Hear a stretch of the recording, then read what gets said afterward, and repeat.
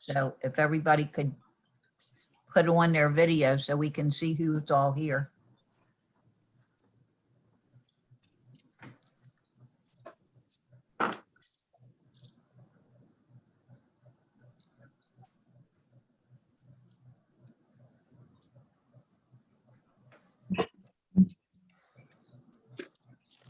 Well, are we ready?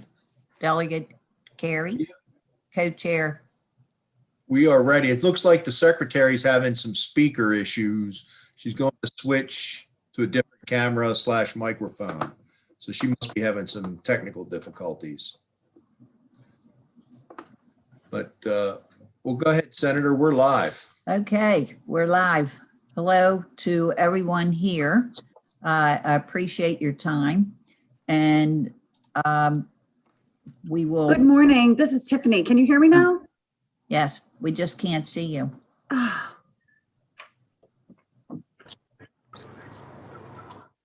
And I just thought we could, while we're waiting for that, Tiffany, everybody just goes and says who they are, so everybody kind of is acquainted who is who. So Laura, do you want to start? Sure. Good morning. I'm Laura Addis, counsel to the Economic Matters Committee and the Oversight Committee. Nathan. Good morning. Nathan McCurdy, counsel to the Oversight Committee and the Finance Committee. Okay. Delegate CT.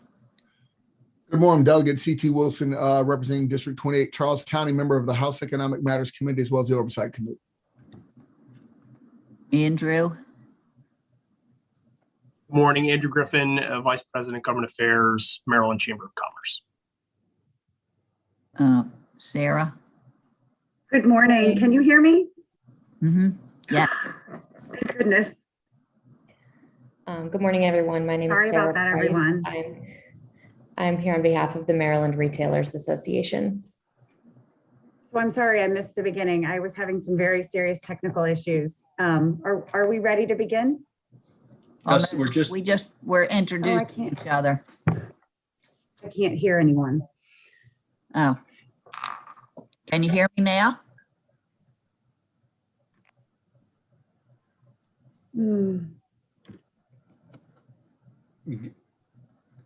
Steve, you want to introduce yourself a while?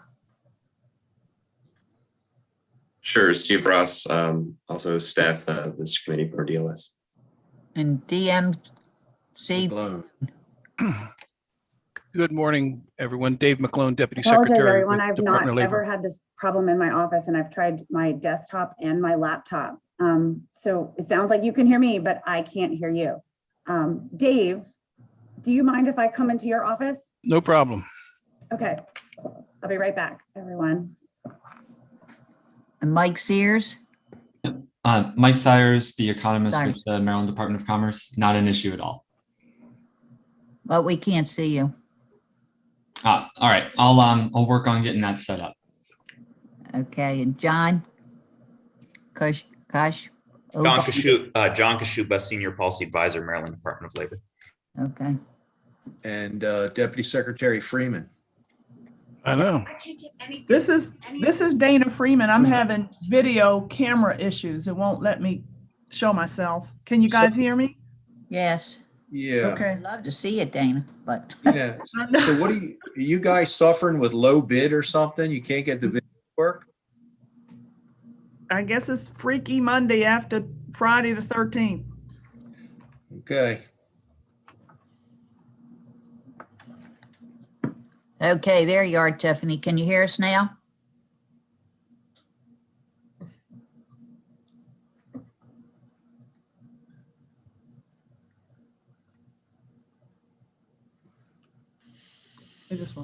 Senator, can you hear me now? Yes, and I see you too. And I can hear you. Oh, Thank good. you. Wow.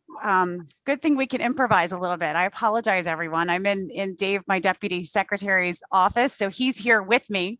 But I can finally see everyone and hear everyone, and I think you can hear me. So if everyone else is ready, I apologize for the technical difficulties and the delay, but if we want to go ahead and put the slides on the screen, we can go ahead and get started.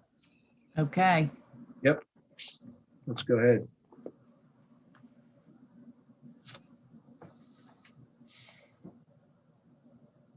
All right.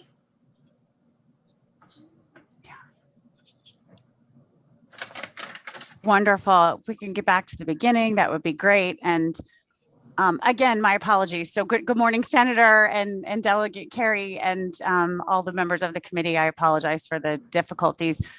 We can start right in. You can go right to the next slide. I'm not going to go through a lot of these slides in detail because you've seen them before, but I think it's important. We wanted to update the numbers for you from the last slides that we showed you at the last oversight hearing, just so that you can see that we have received, we're nearing 3 million claims during this pandemic. That's all since March of last year, 2020. We have paid over $13 billion in benefits. I'll highlight a couple of these points. We have now adjudicated over 3.9 million claim issues. That's more than claims that have come in, because I know we've mentioned before that oftentimes a claim presents multiple issues during its lifetime. And we now have claims with us for over 70 weeks, which is very historic. As you know, typically in Maryland, the claim lifetime is only 26 weeks. So every single week when a customer files a weekly certification, there is an opportunity for a new issue to present itself on the claim. So we're proud of the hard work that our team is doing to get through those 3.9 million issues, and we continue to work to get through all of them that remain. You can see a couple bullets down that we have now added. I believe that number is up to closer to 2,200 additional unemployment insurance employees. That's internal and through our vendor contract. And we are continuing to hire and train as quickly as we possibly can, just to serve as many customers as we can. And I think everything else you have seen before, so we can go right to the next slide. This picture you've seen before as well. It's telling to see the bar on this chart prior to the pandemic, the spike we saw last summer, and of course the claims that have fallen off but are still high in terms of historic volume of our claims. As we've mentioned before, we didn't even see this type of volume. I think last week our claim volume was right at about 9,000 new claims. That is still well over the volume we saw in an average week during the Great Recession. So we're not out of the woods yet, and we continue to work hard to serve all of those customers. You can go to the next slide, please. This just gives you a picture of the claims we've seen just since January of this year, 2021. We did have a spike after the benefit period was extended. And the American Rescue Plan came through. And that, like I said, you can see throughout from January until August, you can see that claims have come down, but we're seeing an uptick and they're still high. So you can go right to the next slide. And we'll just show you the pie chart picture of our claims processing. We are still above 97% of all claims processed. The problem that we know is that with claim volume so high, the remaining claims that we're working through still represent a large number of claimants. And so we're working as fast as we can. But the pending numbers are lower than they've been during at any time during the pandemic. So moving in the right direction. We can go to the next slide, please. I won't spend time on this one. This just gives you a breakdown that you can go back and look at of the money paid per federal and state program. We can go to the next slide. And I wanted to talk a little bit more about fraud because we had a lot of questions about our fraud, our identity theft fraud, the unique type of fraud we're seeing during this pandemic. So we've updated all of these numbers for you, and we're very happy to be working with our fraud vendor, LexisNexis, who's helping us review and identify high risk, low risk claimants that get flagged. As you can see, over 91% of the claims flagged and investigated have been confirmed as fraudulent. That number has remained over 90% during the lifetime of the work we've done since last July, when we really started seeing the high volume of fraud in our system. And you'll see in a little while, we've included some national articles so you can take time to just review the issue that is happening across the country. We can move to the next slide.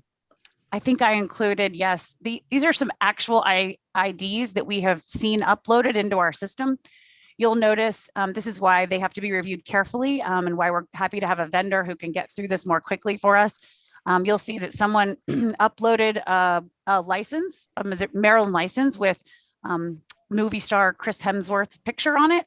That's obviously not Chris Hemsworth, it's a real ID.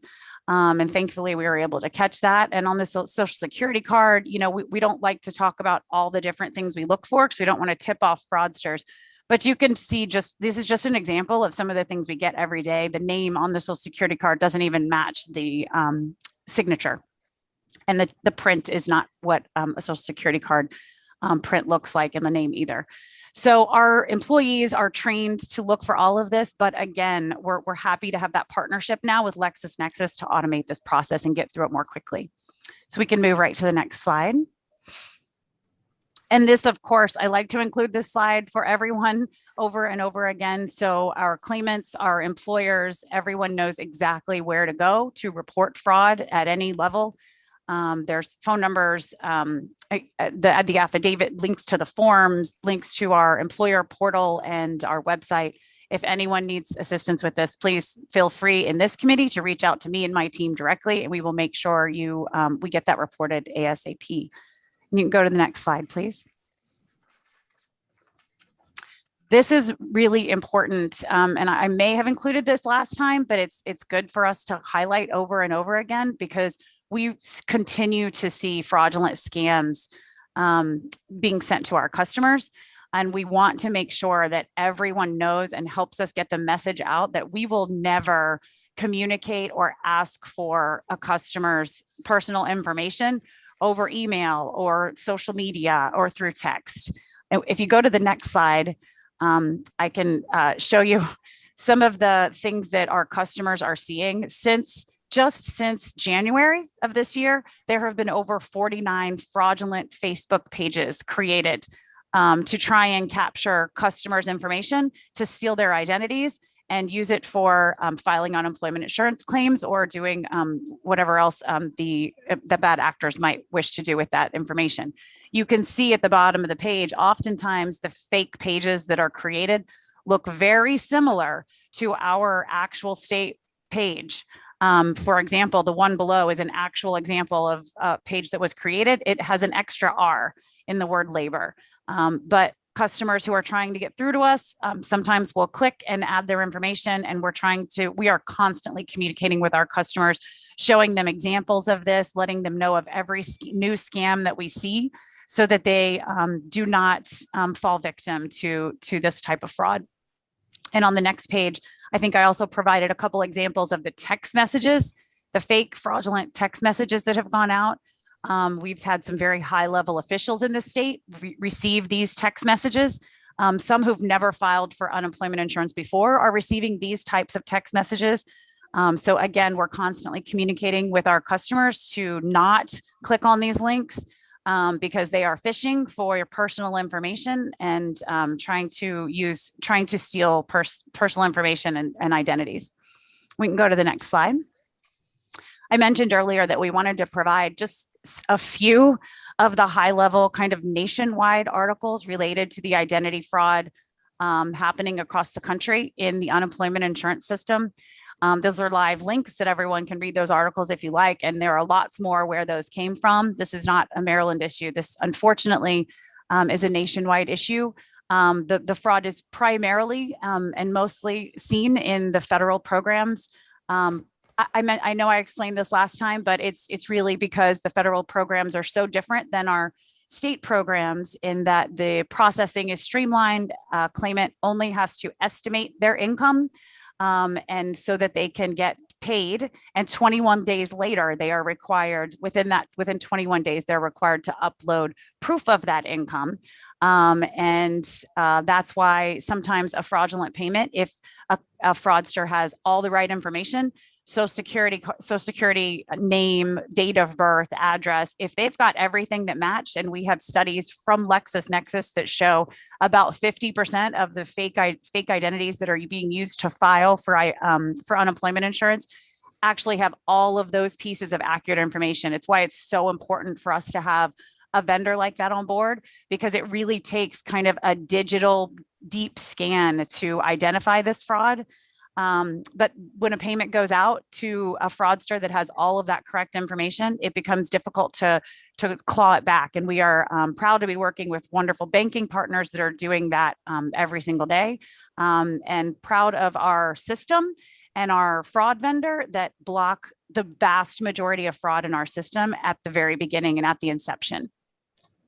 So we can go right to the next slide, and we'll talk about the unemployment insurance study that was part of this year's legislation. We know that you guys already know that we had contracted previously with the Upjohn Institute, and we provided the July 1 report on time to let everyone know that we made the decision to continue working with Upjohn for procurement reasons, and because Upjohn already had so much data for Maryland from doing the previous macro and micro simulations to produce previous findings.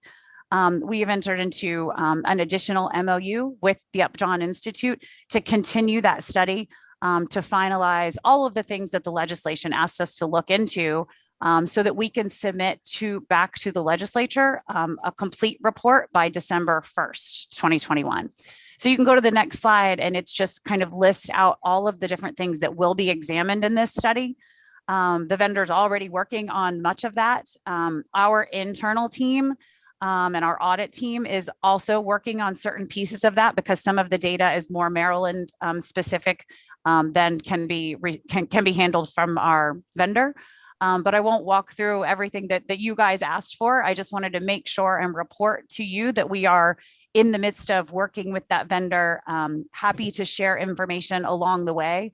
But we have been assured that even though it's a tight timeline and we have the holidays coming, and we're not, like I said, we're not out of the water yet with unemployment or the health concerns of this pandemic, we do believe we will have a full report ready by December 1st, because we know that's something that you guys will be looking at closely. In the next slide, I think I lay out just kind of the dates and deadlines. We submitted that interim report. We'll be providing progress reports along the way. And like I said, we'll have the December 1 report ready by that date. And the next slide is questions, because I wanted to leave the majority of time today for you to ask any questions you may have. And I have Dana Freeman, our Assistant Secretary for the Division of Unemployment Insurance, online as well. And you all know I'm in the office with my Deputy Secretary, Dave McGlone. So we're here to answer any questions you may have or discuss any other matters you'd like to discuss today. Okay. I'm going to just start by, I have a question about Dana and your assistant that you're in his office. Okay. He's your assistant. Dana's what is the difference between their two roles? Dave McGlone is the Deputy Secretary of our department, of the Department of Labor, the entire department, all 6 divisions. Okay. And Dana Freeman is the Assistant Secretary who oversees the Division of Unemployment Insurance. Okay.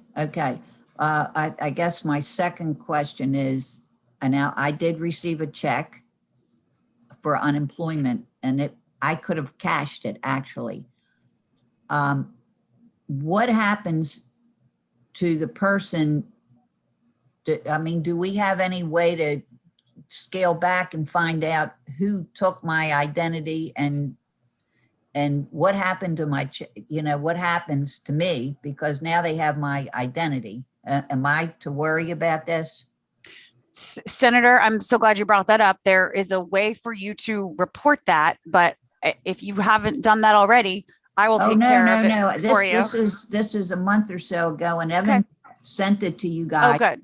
But I never have heard anything. And so if I haven't heard anything, what does the average person, the constituent, it's. Sure. So once you report it to us, your social security number is removed from that claim completely. We add in best practices across the country show that we add in a a 000 dummy social security number to that claim, and it gets sent to our investigative partners. As you may know, the Department of Labor is not the investigative authority. So all of that continues to be investigated by the Office of Inspector General at USDOL, our state police. There have been some arrests made. You may have seen an article about someone who was arrested in Hyattsville, Maryland a few months ago, who was actually, unfortunately, stealing identities and attacking the California system more than the Maryland system. That was a big nationwide article about someone that was arrested in Maryland. However, we are told by our federal partners that sometimes these investigations take months and years because they're trying to cross-reference all of the attacks across the state by any individual. So someone who stole your identity most likely stole other people's identity as well. So you may not hear directly about the person that stole your identity. I wish I had the ability to provide you with that information, but every piece of information that we get from our federal partners, we certainly will pass along. Okay, now, are there laws on the books to prosecute these people? I mean, or do we as a legislature have to proceed and maybe make some laws to prosecute these people? That's an interesting question. I know there are laws on the books to prosecute people that steal identities, and that's how and why arrests are being made. And the FBI, the U.S. Attorney, the federal partners are all over this. We can send you lots of information and articles about it. But again, I'm not the investigative authority. So our job is to pass all that information along to them. Our state police is involved for anything that crosses over and happens in, on Maryland jurisdiction within the Maryland program. But of course, the investigative jurisdiction for all of the federal claims lies with our federal partners. So we can look into that for you and follow up. But so when I got the check, I had the $300 from the feds, right? And then I had $165 for my money. Okay. For the state money. So two different governmental agencies will go after that person. Is that right? I would have to follow up with state police just to confirm that I'm giving you the right information, just because I'm not in charge of that part of the investigation. Okay. But I'm happy to do that. Yeah, well, that might be good that we talk to the state police, the oversight committee. Sure. It just, it's like one problem after the other. I'm just tired as can be of unemployment, and I know that's your job, but it's not my job to just sit here and worry about it all the time. But that's what I do, and that's what every member of every staff in the whole General Assembly worries about. And I just worry that that constituents think it's our fault. And it's not our fault. We're just the middleman, and we can't do anything. And I am just beleaguered, if that's a word. And just, I get happy, I get sad, I get angry, the whole business. And I just feel like we're just spitting in the wind sometimes, and I can't take it anymore.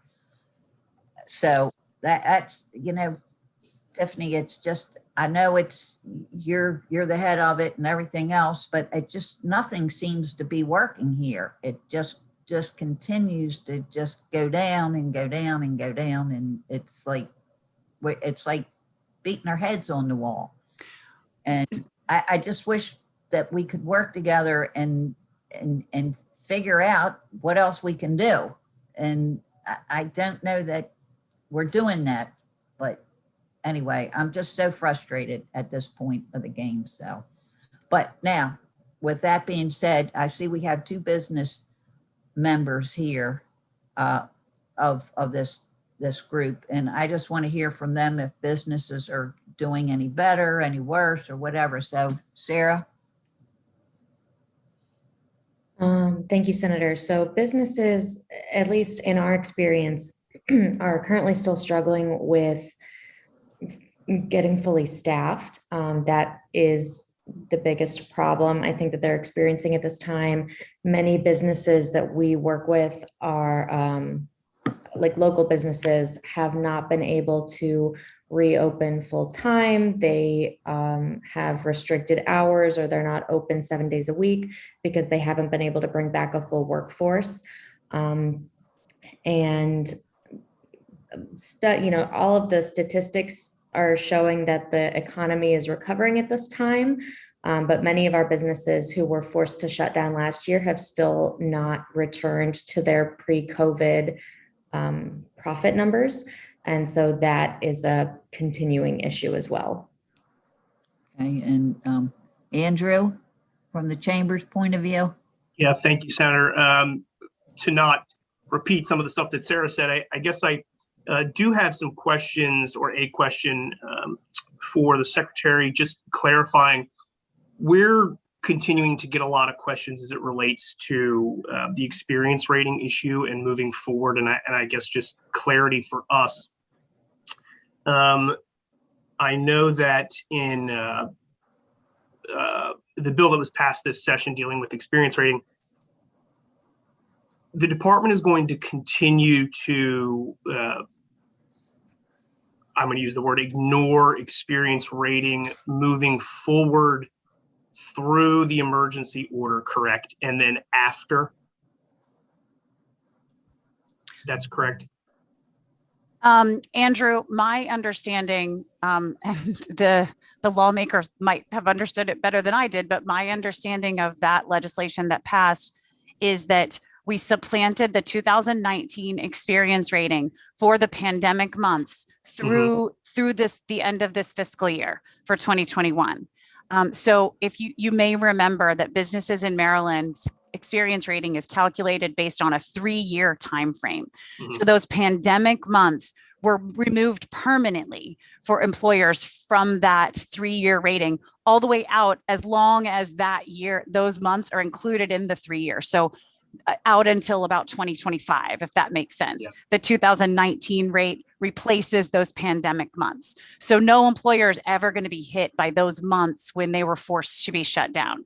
And then once we get to 2025, the 2020-21 year will be out of we will have graduated out of the 3-year calculation, with those years being part of it. So then we'll be back to a normal experience rating calculation. Does that make sense? Yes. And so I think I appreciate the clarity. Absolutely. I think some businesses were starting to hear about this, just saying, hey, it's kind of continued longer than what we expected as far as layoffs. And was there going to be any thought about additional relief in following calendar years? I don't expect us to have a conversation about that, but I can tell you that we're starting to hear about it from some of our members now. And so I thought I would just bring that up. Sure. Also, I guess one other item, I know it was in the presentation the last time the committee met. Maybe you don't have the numbers for it now, but just wondering what the balance of the trust fund was. I know you said you had been surprised that many businesses had chose to not defer payment of unemployment insurance taxes. Is that trend continuing? Do you have a sense of that, I guess? It is. And Dana Freeman might have a little bit more detail, but I do know that our trust fund is in a better place than we anticipated. A lot of employers paid their contributions. I believe our balance is out or around 400 million. Dana can correct me if I'm wrong, but you may remember that Senate Bill 811 was so important this last session because it did mandate essentially Table C for 2022 and 2023. And the governor contributed the $1.1 billion. So we are waiting for that September 30th snapshot, which USDOL takes of our trust fund, to ensure that there is enough funding and whatever is necessary to be contributed to the fund from that 1.1 billion will be utilized to meet the requirement of the new law and ensure that employers are in Table C for 2022. That will provide some relief to employers who unfortunately saw their rates in Table F for this past year, primarily because that snapshot was taken September 30th prior to legislative session. There was no way to backtrack for 2021. However, I do hope that you'll share and remind all businesses that they will see some relief in their rates for 2022. Thank you. Oh, Andrew? That's it, Senator. Thank you. Okay, thank you. Donna Edwards, I see you have joined us. Do you have any thoughts or questions? Not at this moment. I know that our delegate has his hand up. I mean, we're still concerned over the people who didn't commit fraud, who are still waiting for payment months and months later, and to have their issues resolved. And I am curious, I mean, what is going on with that? Sure. I can tell you we had a very solid plan in place to work through every single adjudication issue by September 1st, when we thought the federal benefits were going to be ending in July. That did not happen. So we've had to completely revamp our plan. And we are still working on mandatory overtime 18 months later in the Unemployment Insurance Division. It's still tough on our end as well, because so many issues present themselves every week, and we have a lot more job refusals in the system. And now we're tracking search for work requirements as well. That being said, I look every single week at a snapshot, center by center and through our vendor contractors of the work that they are doing, the adjudications that they have completed, the issues that they have resolved, and we are making progress. Especially considering that now the claim volume is starting to drop. I believe, unfortunately, it went back up this week a little bit from the week prior, but we're not at the 50, 60,000, claims being filed weekly. And we do see a light at the end of the tunnel in September with the federal claims ending. So we will be able to get through all the issues faster when we don't have the additional issues being created every week. Walk me through that. I mean, I'm somebody who applied in February and there was something not right on the application. What happens when I call in? Because I know that House Bill 1022, there was supposed to be a designated staff to handle these problems. So when you say, well, all these other things crop up, that shouldn't really have affected the designated staff that was supposed to be working on these problems. So walk me through, like, I'm anxious. I haven't had any money come in since the February. So what happens if I call and say, where is it now? We have, again, about over 2,000 people answering phones, adjudicating claims, working with our customers every day. And what does that mean? If I call, does somebody say, hold on, and they look up my case and it's like a UPS tracking, they know where it is in the system? Or is it, please just go to the website and check on it? No, of That's course. what We're I'm walking. hearing. That's not true at all. We're walking them through. And actually, most claim issues that we speak to people on the phone about, or in our in-person kiosk services, now most issues we are able to resolve at that moment. We can look at a person face to face or speak to them and have them upload the verifying documents and release fraud. We can check the system if they need to reopen their claim, or if there is an issue that we can help walk them through and fix the problem right then and there. That is absolutely what we do. The only time we cannot do that, and it has to be escalated, are for that 3% of very difficult claims that require additional information from an employer, Or for example, a claimant that might be on the federal benefits, and in our last, at 52 weeks, they reapplied for benefits per state and federal law, and wages were detected in the system. Then we have to reach out to the employer and confirm whether or not we can continue to pay them on the federal benefits. We have to be very careful about that, because I know you've all also asked about overpayments, and we don't want to overpay someone in a wrong program without adjudicating an issue with an employer and making sure they're being paid under the correct program. So some of the issues are complex. I met with someone in our office in Baltimore last week at one of our kiosks who had a job refusal, a severance pay issue, 8 different issues on his claim. It took about 3 individuals to work on that claim and get it resolved within about 48 hours. That wasn't one that we could fix right then. We fixed a couple of the issues, and then we had to escalate, and I had to have someone get back in touch with him the very next day, and I confirmed that happened so that we could get through all of those issues. Again, I wish it were simpler. It's a very complex program, and sometimes there are issues in 1 week that hold payment only for that week, but the remaining claim moves on and gets paid. Sometimes a claim issue holds up an entire claim. And of course, we try to get those resolved and get all the right people on board. We have hired over 2,000 people, but as you might imagine, in a program this complex, not every single one of the 2,000 people can do all of the work down to the adjudication. The federal government, in times of non-pandemic, only allows merit state staff to adjudicate claims. So we have trained a certain group of agents to adjudicate and a certain group of agents to do other things. That's why sometimes people get passed along. Our goal is to cross-train, and the earlier teams of vendor contracted staff that we hired are cross-trained to almost do everything now. It's just that it takes time for us to provide all of that training, and they need the experience in the system before they can kind of move to the next levels. That's why sometimes you hear an agent has to escalate a claim to a supervisor. Do you have them in order of length of time that they've been waiting? Like, the backlog, like people who did apply last fall, who have still not seen anything, Sure, have not been adjudicated. Are you taking those and really working on them? And is there a special unit just doing that?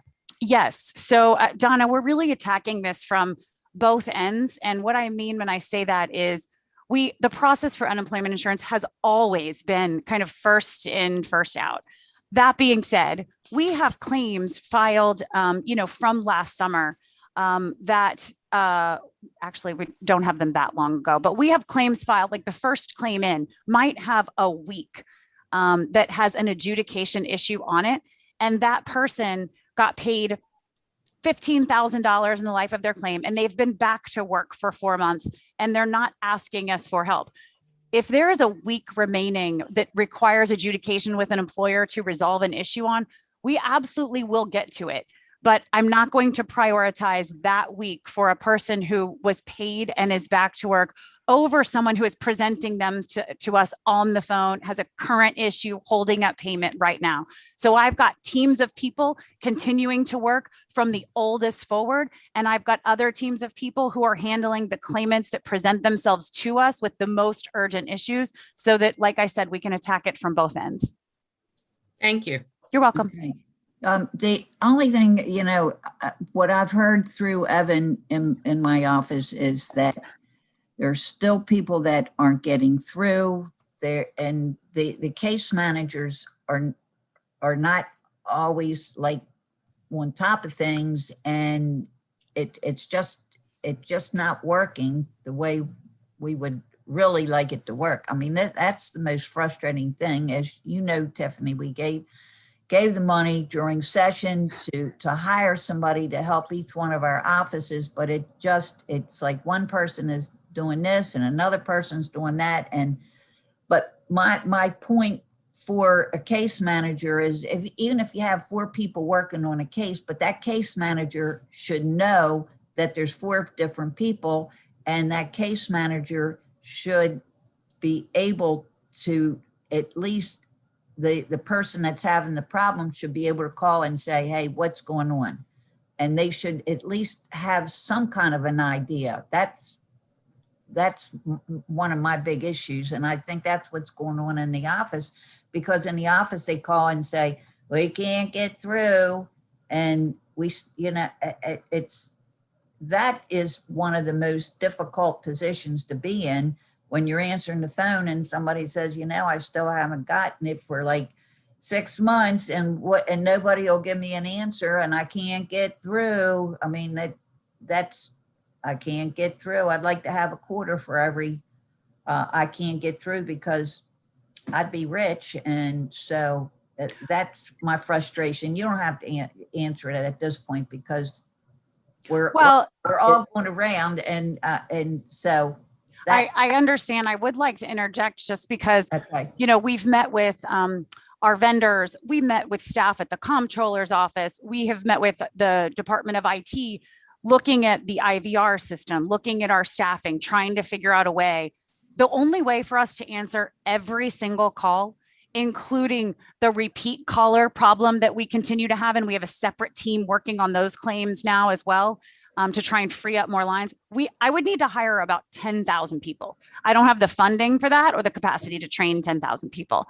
And as of September 6th, the federal government has not extended the capacity for the work that they can do. So it's a huge problem. I have never said it's not, the capacity issue is not a problem. That being said, the case managers assigned to every single constituent are someone that communicate with the customer directly. The district case managers that we've added for the legislative districts are the people that have knowledge of your district's constituents and can communicate with your office. If we need to do a deep dive in your district, Senator, I'm happy to do that. I will tell you that many legislators have reached out and been very grateful for those district case managers and told us that their job is to be proactive with your constituents and look at the claims that are oldest, that are held up, to do the outreach so that those claimants are not circling back and reaching back to your office saying they haven't heard from someone. So if that's not happening, we will certainly circle back with those district case managers. We also have the new ombudsman email and a team internally looking at oldest claims, which is kind of what Donna was getting at. I'm doing the best I can. And I can assure you that when we hit September and we get to the end of the federal claims, we will have more capacity to get through every issue in the backlog and to answer more calls. Okay, so that's one of my biggest worries into September. Is it going to be worse then than it is now? And I don't have the staff to be able to do all my constituent work as well as unemployment. And it's just, that is my most frustrating thing. And whatever I can do, whatever Delegate Carey can do, or any legislators, if there's something we can do, please, please, please let us know. And at that, I'm going to be quiet because I've talked too much, and I'm going to hand it to Delegate Carey. Thank you. I see that Delegate Wilson's been sitting here patiently waiting. So Delegate, you have the floor. Thank you, Mr. Chair, Madam Co-Chair. Few questions I have. First one, we spoke last time, and I was asking you to differentiate between fraud and identification theft. I noticed that you did expound upon that somewhat. However, percentage-wise, is it fair to say that a vast majority of the fraud committed against your office is indeed identity theft? Is that a fair statement?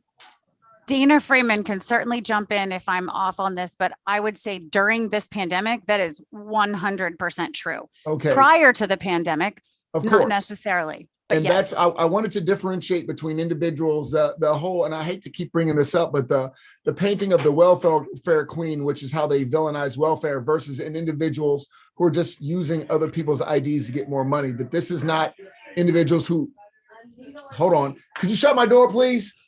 Individuals that want to work or don't want to work and are trying to collect two paychecks. So that's the first one. Secondly, when we're dealing with the big issue I'm having, not only again, as I'm sure all the delegates have mentioned, is individuals who still aren't getting through the system.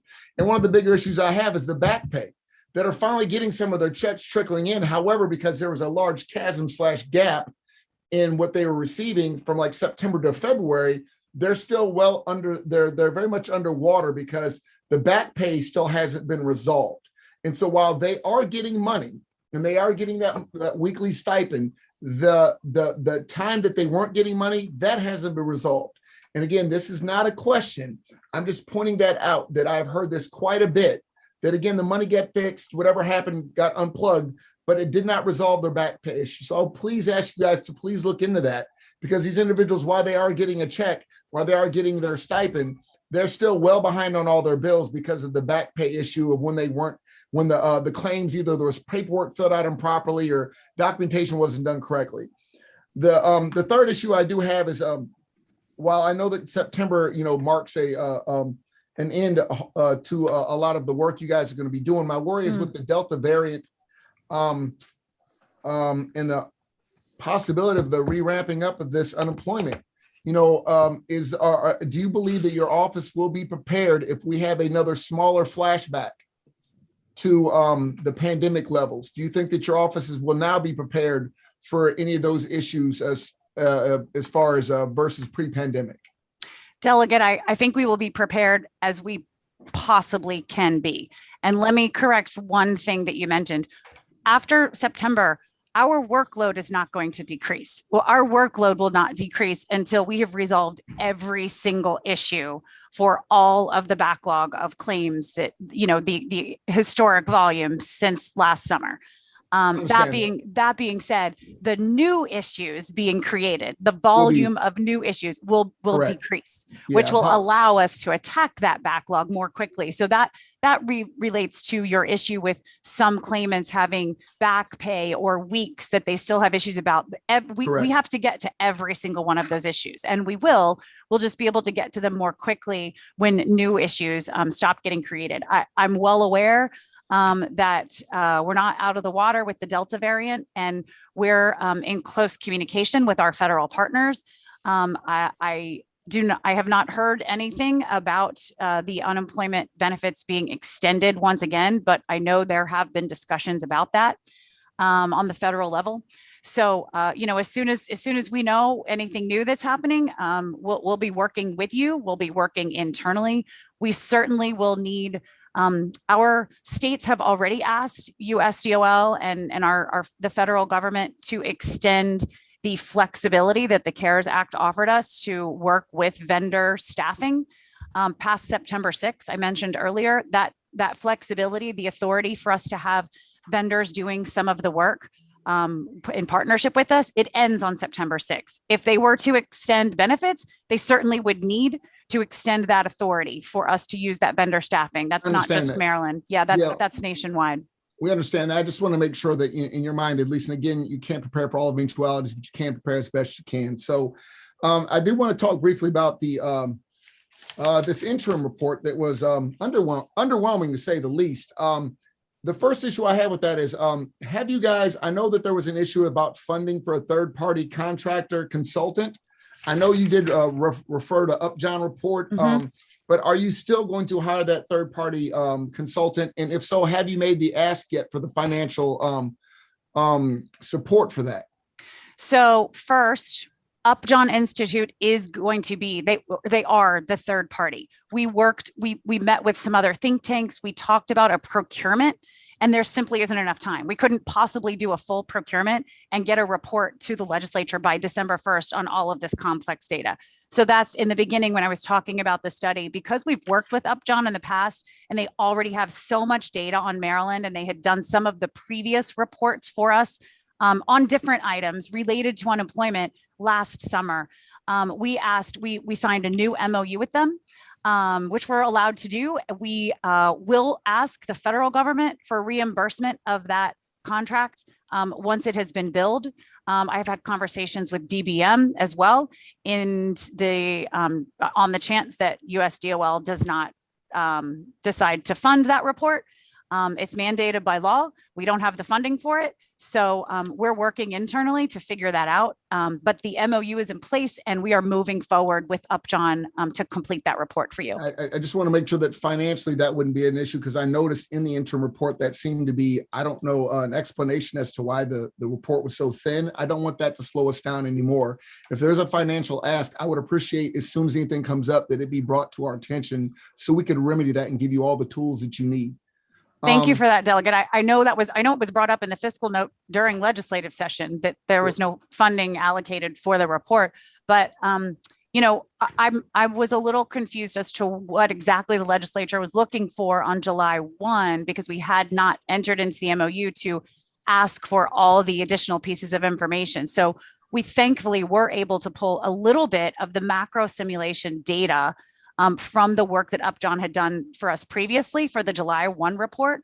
And we certainly can provide progress reports between now and December 1. But the full report and all the information requested will be included in the December 1 report. And that I'm sure that you guys will be able to meet with that, because the issues obviously we have is, I know that by December 1 we'll have the report. I was hoping to get a little bit of ahead of some of that stuff, because i.e. the solvency issue that we're dealing with right now, and making sure that we don't go back to the A as we did before, because it makes 0 sense to pay more during a time of crisis. The fact that businesses are in F right now, when things are going good, we're in A. I think that that's something that we definitely need to fix. That's why I was looking for a little more meat in this report, because I was wanting to start working on those issues at this point. So I guess there's no point in expounding upon the 7 asks that we had in House Bill 907, because you're assuring me that these will all be covered in the December 1 report. Is that correct? Yes, Delegate, I would have loved to have given you more information by July 1, but we're trying to serve our customers, and we didn't yet have the vendor to answer all of those questions. So we're working on it. And anytime, and again, I know we do this quite a bit. I know we do these unfunded mandates very often, good faith, but we don't always follow through. But things like this, it becomes, like I said, disappointing, because you couldn't even move forward. We're not asking your staff to do any of this research. We were depending that you hired somebody, a third party, ergo, so you would not be busy. And it's disappointing to know that basically $200,000 or whatever slowed this process down way more than it needed to be. So I appreciate, I do look forward to the report so we can start jumping on this issue. I think we talked about the experience rating, and I think all that will be covered in the report. So a lot of the business community issues about experience rating and how we might need to change or adjust would all be in the report. So yes. I have no further questions, Madam Chair, Mr. Vice Chair, or Mr. Chair. Thank you, Delegate. Now, I have a few questions. First of all, Madam Secretary, thank you for coming and talking to us today. One question that struck me as we were talking about this. So what happens if someone, will somebody be entitled for UI benefits if they're fired for not getting the vaccine? My short answer is no. I don't believe we have any authority to do that. Dana, would you like to weigh in on that question? So we've already posed that question to USDOL about the treatment of that, and do not have, I don't have anything concrete to tell you today about what they say. Okay, but how to handle that particular scenario, but we will. All right, we need you to, if you would get back to the committee once you absolutely question. Along with my colleague, Delegate Wilson and Senator Klausmeyer, to say that I was disappointed, disheartened, with what you sent us on July 1st. I mean, I felt like we were getting the brush off. I guess if money was an issue, when in the last joint committee hearing, why didn't it come up then? And the other thing is that, you say, oh, it's going to be done by December 1st. I hope it will be. But remember, according to the law, to House Bill 107, you've been supposed to be reporting to us monthly. If we had known in these reports that, hey, we were not going to make it, we're having issues with money, we could have gotten together. Because, I guess over the months that we've been doing this, I guess I felt like, and it's probably wrong, but, we had developed a partnership. We were communicating with one another. And, again, I just feel like that communication somehow is gone. Delegate, I apologize. For any miscommunication that we may have somehow experienced here.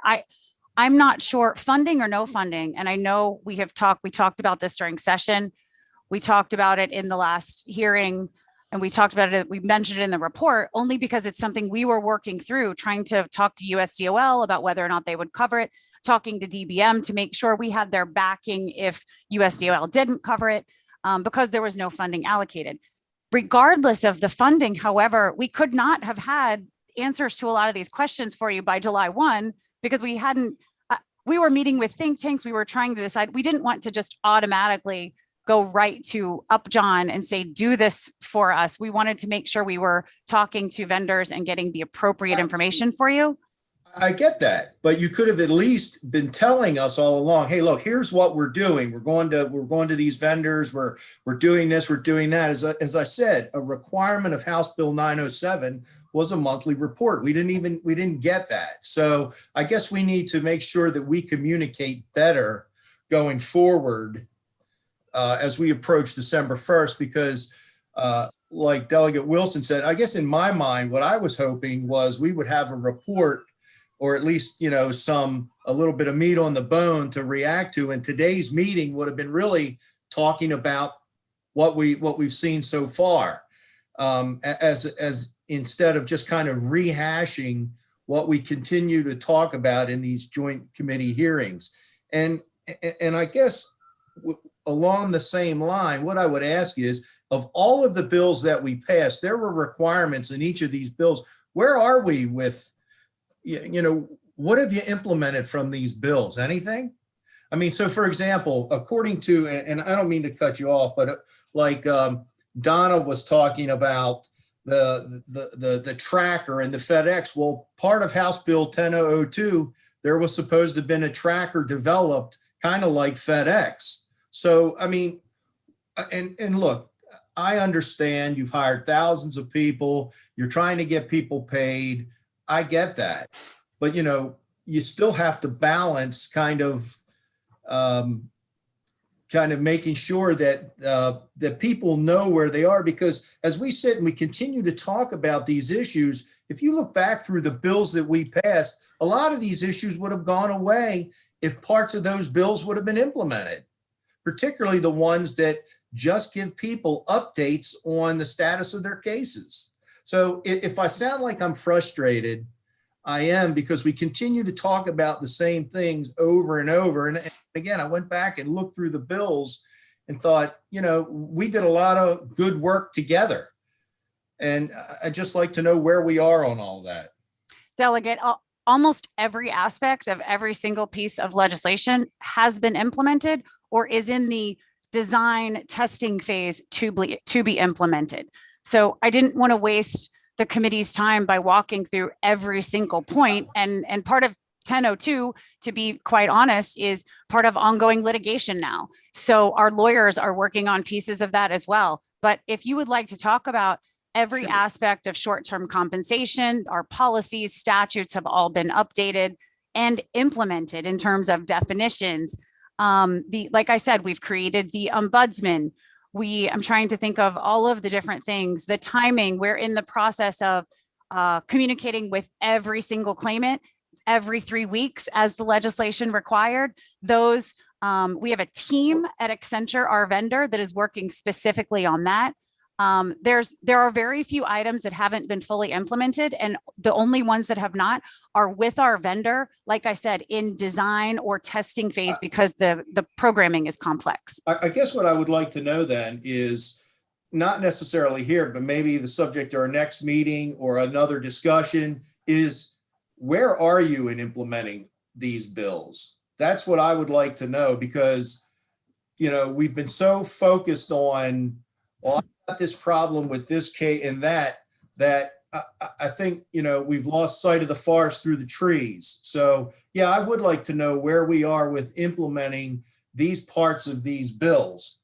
If you'd like, we can certainly follow up with a document that kind of shares all that information with the committee so that you can have it in writing. The tracker that you mentioned is one of the items that is in a programming phase with our vendor. I'm not sure if it's in the final stages of design or testing. That is one piece that isn't in place in the portal yet, but our vendor's working on it as quickly as you can imagine. We have been very busy. obviously we're trying to serve our customer, and I hope that the committee can understand that we are trying to accomplish two inconsistent goals, if you will. We're a year ago, everyone wanted us to pay everybody. And we were trying to maintain the integrity of the system and protect our trust fund, and follow the legal, rules and regulations of the program. Now we also have to protect our system and our customers and our taxpayers from fraud. We were before the comptroller a couple of weeks ago, and his staff claims that we're not casting a wide enough net, that we should be blocking more people for fraud.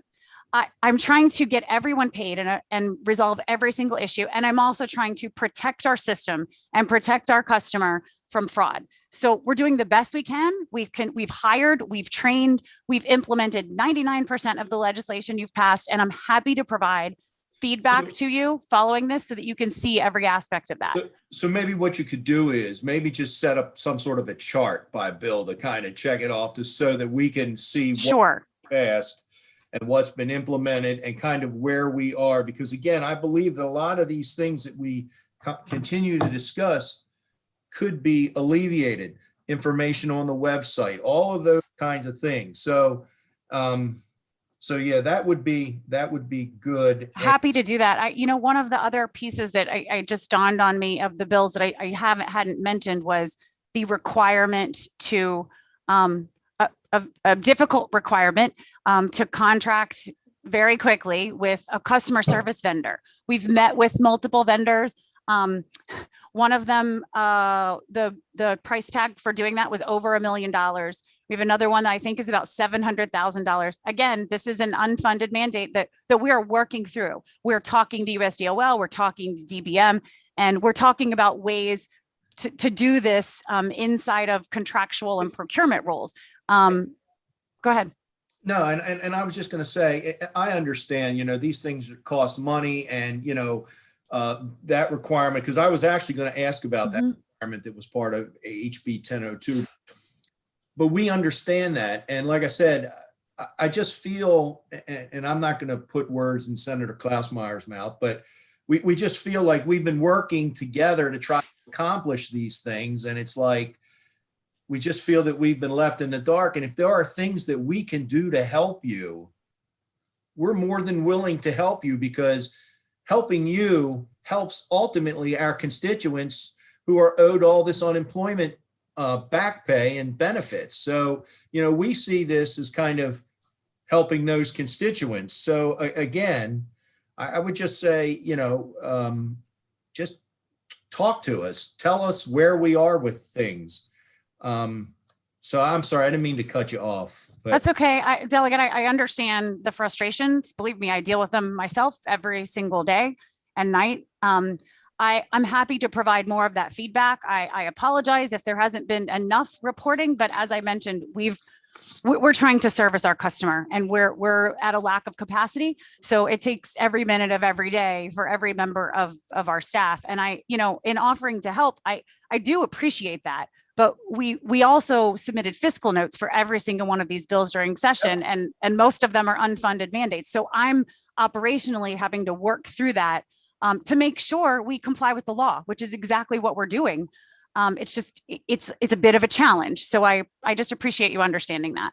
But again, in these bills, we left open the door to be able to fund these things. But again, you need to come to us and tell us. So one last question, and that is, it's centered around Andrew's talk about the trust fund. And I guess the question that I have is, so we passed Senate Bill 811, and the question that I have is, so we got about $400 or $500 million in the fund. We were going to put 1.1 billion in there. That would take us well beyond C, because we only need to be between $700 and $800 million.